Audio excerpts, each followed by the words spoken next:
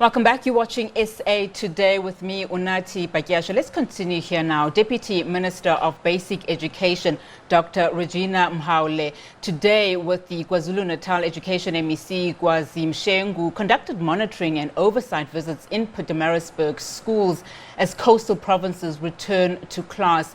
Now, let's discuss the purpose of the visit. We are now joined via Zoom by the Deputy Minister, Dr. Reginah Mhaule. Dr. Mhaule, thank you so much for your time this afternoon. Perhaps let's start here, Deputy Minister. Talk to us about the situation on the ground, as we know that over 186 KZN schools were damaged by the recent storms. What assistance are you, as the department, first of all, going to do in terms of aiding and assisting those schools that have been damaged? Unati, thank you very much for your time. What I would love to say is that our visit to the province of KwaZulu-Natal was to observe, because we learned that some schools were attacked by the storm, were damaged by the storm.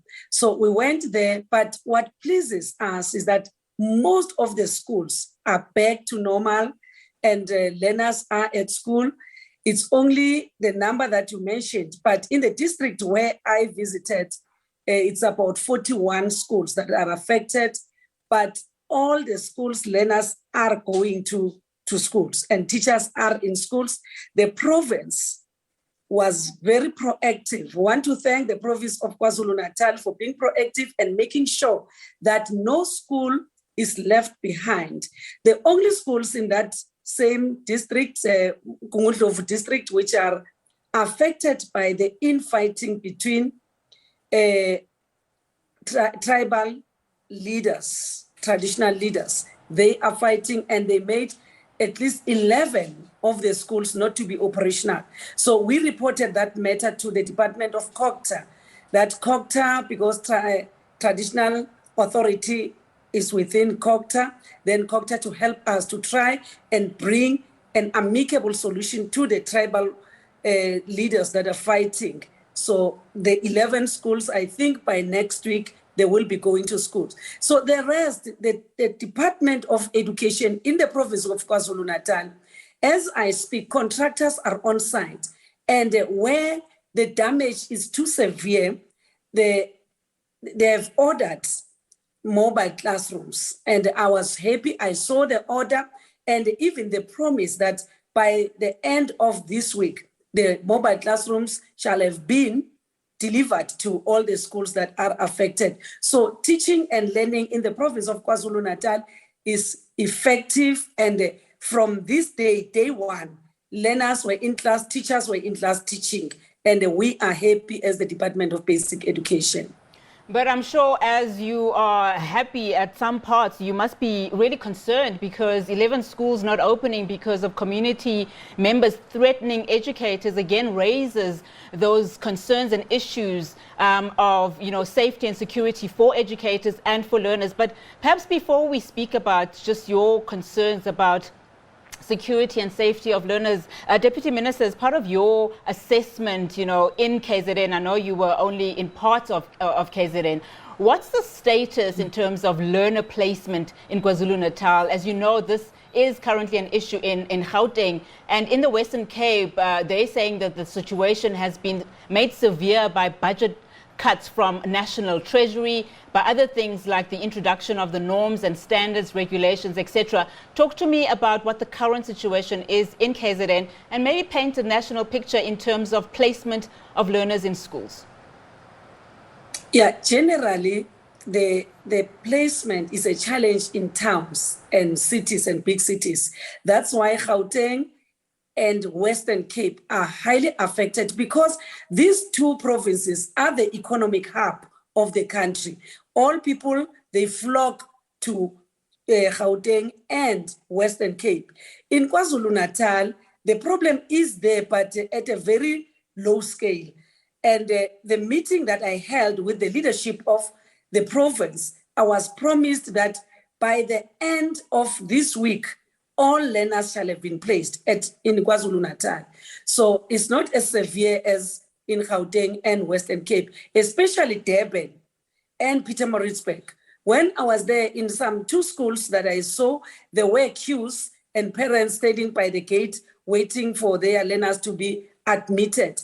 But as I checked with the school and the school governing bodies, they said, no, they are going to absorb them. It's just that they are still checking on the numbers in classes, then they will be attended to. I am quite sure that sitting here, KwaZulu-Natal, there will be no learners that are not placed. And many other provinces, even Gauteng, we are happy that Gauteng is addressing the issue of placement, same as Western Cape. Yes, the issue of budget cuts, etc., but the main challenge is not about budget cuts because the budgets were already made last year. The problem is people moving from economic to economic activity because the towns and cities, that's where jobs are and that's where many people want to relocate to. And Deputy Minister, another issue that has come out, a few hours as we head into the announcement of the national certificate results, is that there's been a lot of questions around the quality of education, especially around township and rural schools. Now, with COSAS even saying and going as far as saying that the curriculum needs to be changed again, what plans are in place to improve education in the country? And do you actually think that the department can do something, as soon as possible? Because it seems to be raised by unions and also people from social society. What needs to be done currently, the program and the education that the country is providing to its learners, I think is up to standard. That's why we always gauge ourselves with equal countries that were operating at the same economic level. So there is literally nothing wrong with the education of South Africa. What we need to improve is the 3-stream model that we introduced as the department, that we want learners that when they come to grade 9, they must have a choice. Those who want to take occupational, those who want to take technical, those who want to continue with academic, they must have that opportunity and they must be allowed. You should not be pulled to matric, even if what you want to do has nothing to do with matric, grade 12 in particular. That's why we've introduced the 3-stream model and it's operating. It's just that we need to add those schools that are, but due to financial constraints, we may not take it up to where we want it to be. We take it year by year that we introduce, we change one school, convert it into a technical high school or into a school of agriculture, a school of aviation. And we have such schools in the province, in the country. So the education of South Africa, we gauge that by the learners that go to other countries of the world to continue with their higher education. When they arrive there, most of the time, we are told that learners from South Africa, students from South Africa, are doing extremely well. And they even ask us, what is the secret that you have in South Africa? And to me, that tells that the education system of South Africa is not bad. It's just that we as South Africans, we want to see an improvement like lightning, and we become so hard on ourselves. But where I'm sitting really, the education of South Africa is well. You'll see tomorrow when the minister announces the results, most of the learners that get totals, 100 over 100, they come from quintile 1 to 3, which mostly is comprised of schools from rural areas and townships. The teachers, they come from one pot. We don't have teachers who are trained to teach in rural areas and teachers who are trained to teach in urban areas. Teachers are trained the same, and the learners, they come from families, and all of them are young. They start from grade 1. So it means the teachers in rural areas, Deputy Minister, are not enough. Deputy Minister, we're quickly running out of time, but just to interject there, so are you saying you are satisfied with the level of education, particularly in those schools that we've just mentioned?